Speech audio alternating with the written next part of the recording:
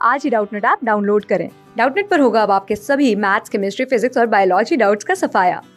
बस अपने क्वेश्चन की फोटो खींचो, उसे क्रॉप करो और तुरंत वीडियो सोल्यूशन पाओ। Download now. यहाँ पर हमें 4 पॉइंट्स दिए हुए हैं। इनमें से हमें बताना है कि कौन से मेंडल की सक्सेस के रीज़न बने। तो ये तो हम जानते हैं कि जब भी हम इनहेरिटेंस की बात करते हैं तो सबसे पहले हमारे सामने जो नाम आता है वो है ग्रेगर मेंडल का, क्योंकि यही वो पहले साइंटिस्ट हैं जिन्होंने सिस्टमेटिक एक्सपेरिमेंट्स कैरी आउट किए थे ये पता लगाने के लिए कि किस तरीके से पेरेंट्स अपने ऑफस्प्रिंग को यानी अपने प्रोजेनी को अपने कैरेक्टरिस्टिक्स पास ऑन करते हैं। तो कई सालों तक इन्होंने गार्डन पीस के प्लांट पे वर्क किया। साइंटिफिक नेम अगर उसका देखें पाइसम सटाइवम उसको कहा जाता है।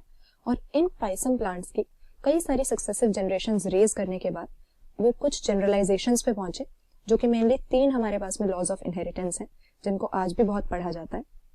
सबसे पहले इसमें आ जाता है हमारा लॉ ऑफ डोमिनेंस, जहां पर हम किसी एक पर्टिकुलर कैरेक्टर के इनहेरिटेंस की बात कर रहे हैं।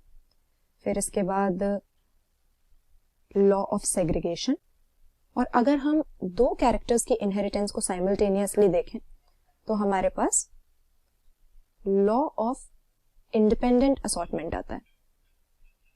तो ये मेनली 3 जनरलाइजेशंस इन्होंने दी थी जिन्होंने इनहेरिटेंस में हमारी स्टडी के लिए एक बेसिक फ्रेमवर्क खड़ा कर दिया।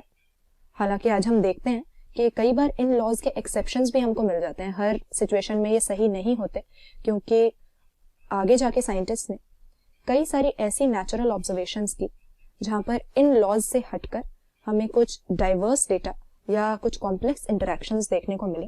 लेकिन उस समय पर क्योंकि जेनेटिक्स के बारे में या क्रोमोसोम्स के बारे में मेंडल को खास नॉलेज नहीं थी, तो उन्होंने ये जनरलाइजेशंस पाइसम पे अपने वर्क के अकॉर्डिंग दे दी। अब यहाँ पर पहला जो हमें पॉइंट दिया हुआ है, कह रहे हैं कि प्योर लाइन्स या प्योर ब्रीडिंग वेराइटीज यूज करना मेंडल की सक्सेस का एक कारण था। तो बिल्कुल सही बात है। ये तो हम जानते हैं कि अपने एक्सपेरिमेंट्स में गार्डन पीस के 7 कंट्रास्टिंग कैरेक्टर्स मेंडल ने कंसिडर किए थे। कंट्रास्टिंग कैरेक्टर्स से हमारा क्या मतलब है कि जिसमें 2 डिस्टिंक्ट चॉइसेस होती हैं, सिर्फ 2 तरह का फिनोटाइप हमको देखने को मिलेगा।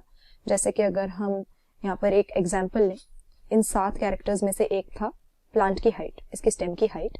तो इसमें कंट्रास्टिंग से हमारा मतलब है कि यहाँ पर जो इन्होंने प्लांट्स लिए थे वो या तो टॉल थे या वो ड्वार्फ थे। 2 ही तरीके के थे। ऐसा नहीं है कि किसी की बीच की हाइट होगी, किसी की एवरेज हाइट होगी, कोई यहाँ पर इंटरमीडिएट ऑप्शन था ही नहीं। ये 2 क्लियर कट ऑप्शन थे, टॉल या ड्वार्फ। तो इस तरह के कंट्रास्टिंग कैरेक्टर्स उन्होंने कंसिडर किए और अपने ब्रीडिंग एक्सपेरिमेंट्स के दौरान उन्होंने पीस प्लांट की 14 डिफरेंट वेराइटीज ली, क्योंकि हर कैरेक्टर के लिए उन्हें प्योर लाइन चाहिए थी ताकि उन्हें क्रॉस करके पता लग सके कि क्रॉस में किस तरह के रिजल्ट उनको आने वाली जनरेशंस में देखने को मिलेंगे। तो प्योर ब्रीडिंग वेराइटीज से हमारा यही मतलब होता है जो कई जनरेशंस तक इंटरब्रीड करती हुई आ रही हैं और उनमें कोई दूसरे तरह की एलील या दूसरे तरह के कैरेक्टर के लिए जीन्स नहीं है। तो प्योर ब्रीडिंग वेराइटीज लेना इनके लिए फायदेमंद बात थी। इसके बाद में दूसरा लिखा हुआ है एक बार में एक कैरेक्टर को कंसिडर करना। तो ये तो हमने डिस्कस किया ही कि अपने एक्सपेरिमेंट्स में इन्होंने 7 कंट्रास्टिंग कैरेक्टर्स लिए थे और जब इन्होंने mono hybrid cross carry out किए, यानी किसी एक कैरेक्टर की जब इन्होंने इनहेरिटेंस देखी, जैसे कि स्टेम हाइट के केस में टी जीन की इन्होंने देखी कि किस तरह से पास ऑन हो रही है पेरेंट्स से आगे की जनरेशंस में, तो इस तरह के क्रॉसेस करके यानी एक कैरेक्टर को एक बार में ऑब्जर्व करके ही लॉ ऑफ डोमिनेंस और लॉ ऑफ सेग्रीगेशन के निष्कर्ष पे ये पहुंचे थे। तो ये भी इनके लिए फायदे की बात थी। इसके बाद में कह रहे हैं कि स्टैटिस्टिकल रिकॉर्ड्स मेंटेन करके रखना, तो ये एक बहुत ही इंपॉर्टेंट एस्पेक्ट है मेंडल के एक्सपेरिमेंट्स का। हालांकि ये एक ऐसा पॉइंट है जिसकी वजह से उस समय के साइंटिस्ट ने तो मेंडल के काम को रिजेक्ट ही कर दिया था, क्योंकि ऐसा पहली बार था जब किसी बायोलॉजिकल एक्सपेरिमेंट के लिए किसी साइंटिस्ट ने स्टैटिस्टिकल एनालिसिस या हम कह सकते हैं मैथमेटिक्स की नॉलेज को, मैथमेटिकल लॉजिक को काम में लिया था।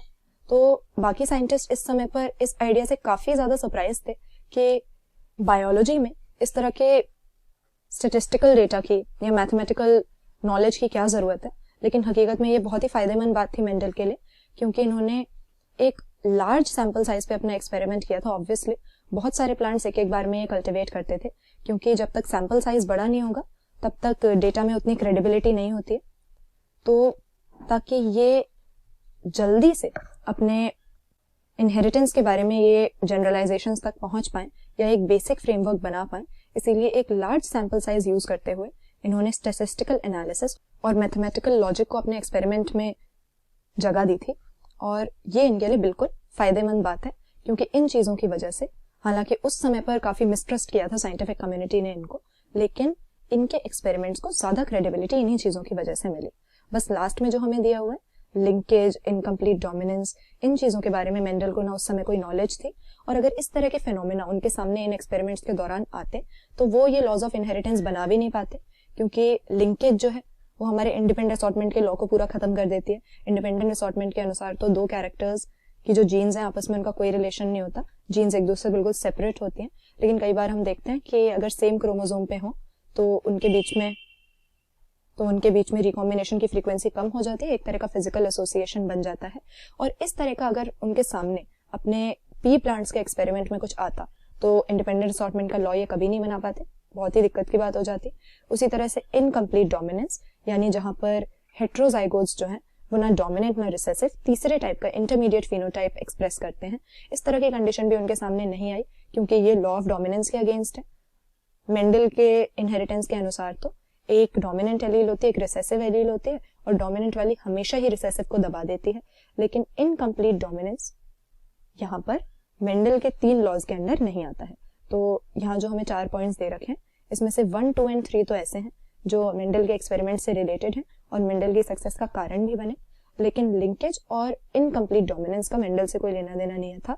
ये तो आगे के साइंटिस्ट ने जब मेंडल के लॉज को यूज करते हुए इनहेरिटेंस के बारे में और जानने की कोशिश की, तब इन्होंने हेरिडिटी के बारे में इस तरह की डाइवर्स नेचुरल ऑब्जर्वेशंस की थी, और लिंकेज, इनकम्प्लीट डोमिनेंस, को डोमिनेंस, जीन इंटरेक्शंस, इस तरह की चीजें उनके सामने आई थी। तो यहाँ पर ऑप्शन बी हम करेक्ट आंसर करेंगे अपना। क्लास 6 से 12 से लेके नीट, IIT, JEE मेंस और एडवांस के लेवल तक 10 मिलियन से ज़्यादा स्टूडेंट्स का भरोसा। आज ही डाउनलोड करें डाउटनेट ऐप या व्हाट्सएप कीजिए अपने डाउट्स 8400 400 400 पर।